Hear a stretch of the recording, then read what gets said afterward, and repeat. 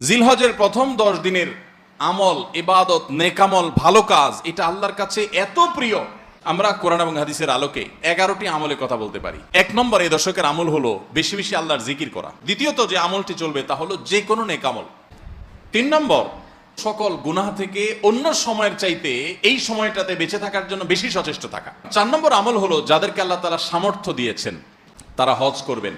5 নম্বর আমল হলো যাদেরকে আল্লাহ সামর্থ্য দিয়েছেন তারা এই দশকে কোরবানি করবেন। 6 নম্বর আমল গেল চুল নখ ইত্যাদি এই দশক না কেটে থাকা। 7 নম্বর আমল হলো বেশি বেশি তাকবীর পাঠ করা। 8 নম্বর আমল হলো জিলহজের 9 তারিখ থেকে 13 তারিখ পর্যন্ত প্রত্যেক নামাজের পরে তাকবীরগুলো জোরে জোরে পাঠ করতে থাকা। 9 নম্বর আমল হলো জিলহজের 1 তারিখ থেকে 9 তারিখ পর্যন্ত নফল রোজা রাখা। 10 নম্বর আমল হলো স্পেশালি আরাফার দিনে অর্থাৎ জিলহজের 9 তারিখে রোজা রাখা।